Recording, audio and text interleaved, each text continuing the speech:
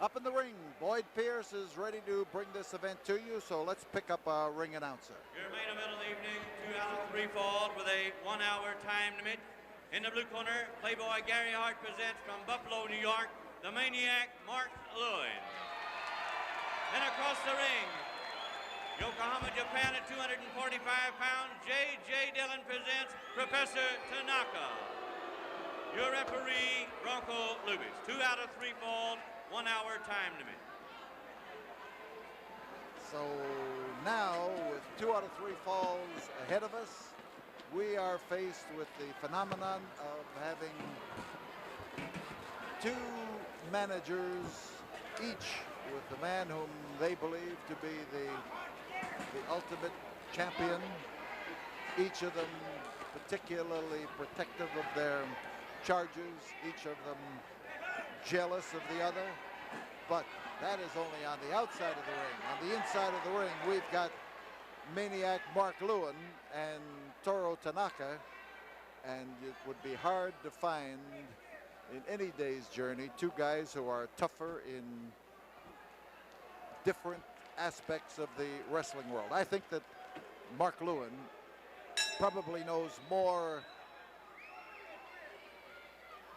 American-style wrestling than Toru Tanaka does, and Mark Lewin has a good background in the Oriental arts. Then in the other corner, Tanaka is particularly good at the Oriental arts, but he is also pretty good at American-style wrestling. When I say pretty good, I'm not trying to belittle him. I'm trying to just weigh the different talents of the 2 individuals. Tanaka with his salt ceremony, or a variation of the ceremony that precedes sumo matches in Japan. But many Japanese take the opportunity in all matches to spread salt. On the outside of the ring, we have Gary Hart and James J. Dillon exchanging glances as Hart follows Dillon around. There you see them walking right behind us and surveying each other. Dillon here to my left, and Gary Hart closest now to Tanaka.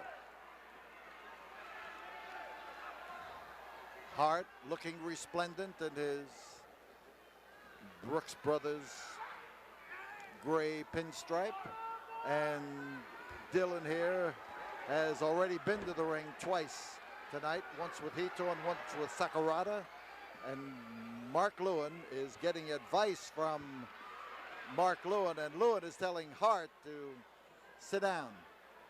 Now there has been a lot of controversy going on between Gary Hart and Maniac Mark Lewin. Mark Lewin has had a taste of handling some of his own business affairs and doing his own thinking in the ring, and he now has taken a position that he wants to prove that he can live without Gary Hart. Whether Gary Hart can live without Mark Lewin is still a moot point. So Tanaka chopped at that turnbuckle. It hit solidly,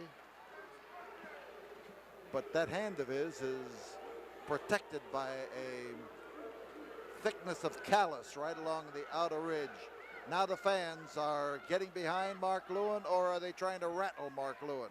But you hear that dog-like barking going on all over the ring, and the barking is an indication of Mark Lewin's style. It's the way he lets off tension. It's the way he breathes, frankly. The head buried in the solar plexus, the hands behind doing the pulling, and that bullet-like head could slow up and stop Mark Lewin. But now Gary Hart walks along the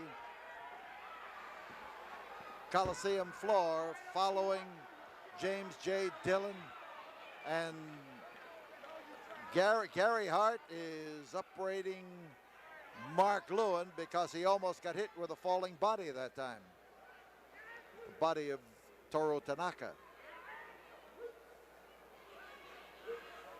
So it's again a bear hug, again a head buried in the midsection of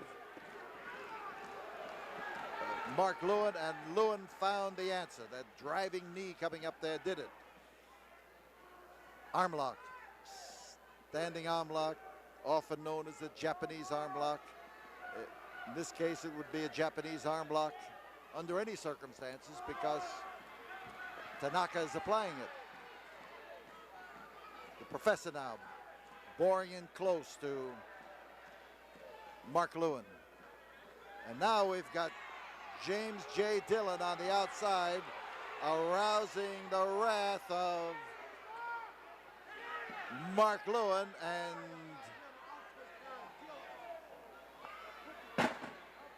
Gary Hart telling, just trying to listen to their conversation, he was just telling Maniac Mark Lewin to pay attention to the man in the ring. He'd take care of the guy on the outside.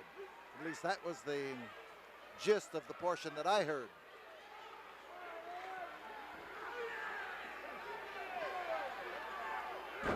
The chop on the shoulder. And Lewin right now giving Professor Toru Tanaka a taste of the mixture of styles. The chop borrowed from Oriental wrestling and the arm block borrowed from our own style. Surfboard hold, we call it. Double arm lock, some people call it. And the powerful arms of Tanaka. And Tanaka is a powerfully built individual, solid right down into his well-bandaged ankles. And now the Hart is up there raising sand with referee Branko Lubic, and claims that Tanaka actually capitulated but did it in Japanese. Here is Tanaka's attack as Dillon and Hart carry on a verbal war on the outside. Mark Lewin is caught in a grip on his trapezius muscles. That arm of his bounces and waves around, and he is trying to work his way up to his feet so that Tanaka will be unable to get full pressure. Gary Hart reaching out with his arms, not in supplication surely, but reaching out with his arms to contact Mark Lewin. Lewin did not take the bait. He did not succumb. Now we've got Dillon around on Hart's territory, a little bit to the right with that camera. Hart is arguing with James J. Dillon.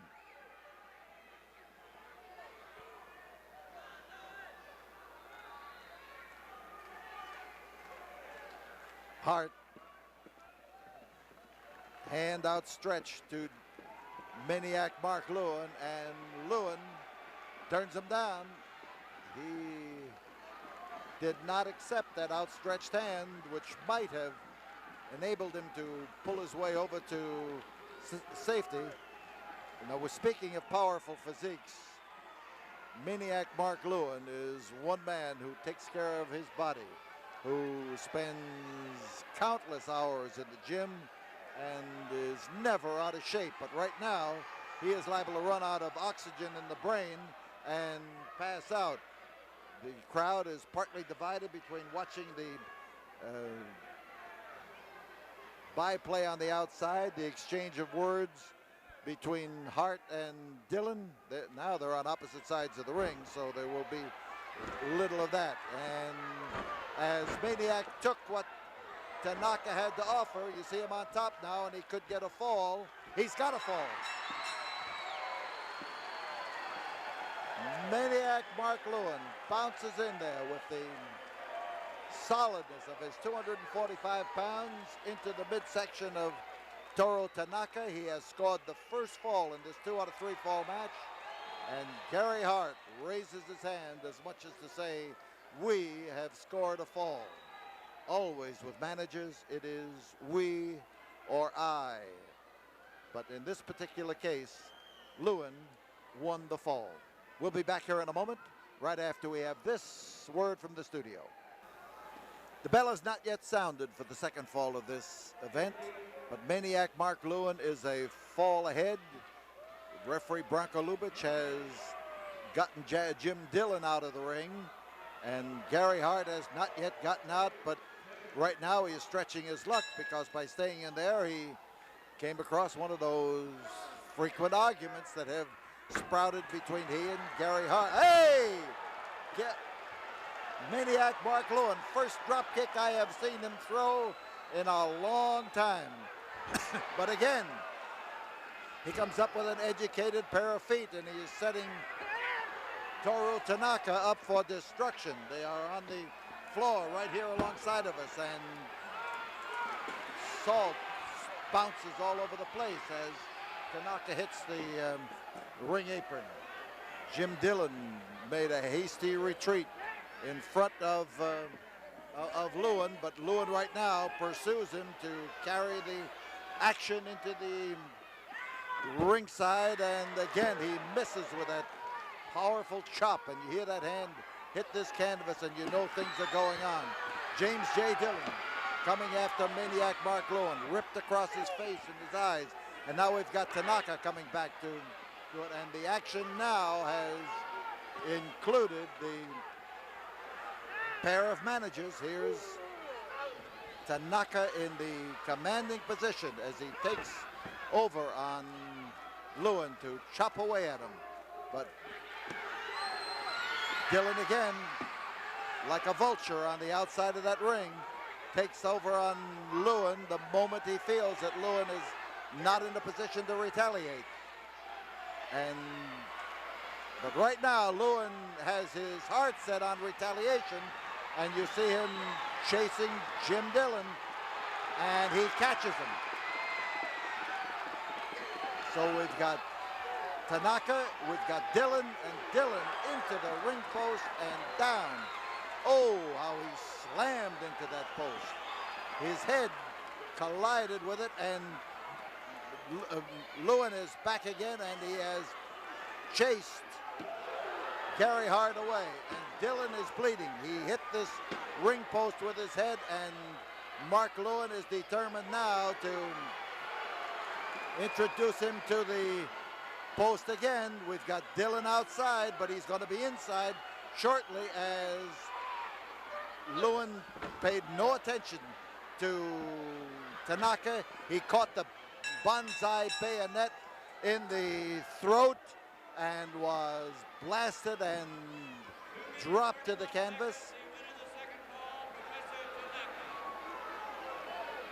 So here we have the rare spectacle of one manager bending over the wrestler and shouting at him, and in the other corner the wrestler bending over the manager and trying to revive him. But James J. Dillon is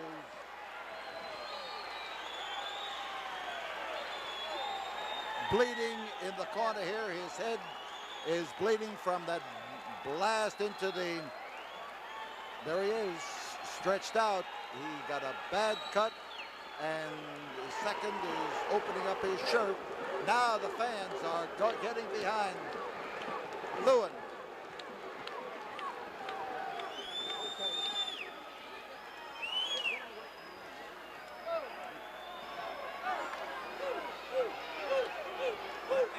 But you see Lewin, he's determined to turn his attention to James J. Dillon. And Dillon is in the ring. There is no fall has been called yet, or rather no bell is rung yet to start this second fall. And so Dillon's being in the ring. His shirt is covered with blood, his suit is covered with blood, and his head is covered with blood as he kneels down here. And here we've got Mark Lewin is taking Gary Hart apart. Well, I'll be darned. Oh, here is the blasting temper of Maniac Mark Lewin as he pounds away at Gary Hart. Hart in the corner, and Gary Hart! He's got him right by the tie. He's got him right by the tie. Gary Hart! I don't want you anymore! Can't hear what he's saying. He's shouting something to Gary Hart. He's got Hart backed up against here, pulling him by the necktie. I want you to fire me! I want you to fire me now. He's at. Say it.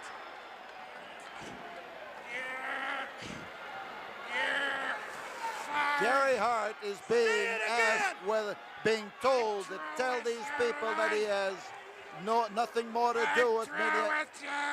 All right. Lewin. Don't ever stand in my corner again. And Lewin comes around to use Gary Hart as a punching bag. James J. Dillon is down and just about out. And here, Gino Hernandez has driven down into the ring. We've got the ring full of people. Oh!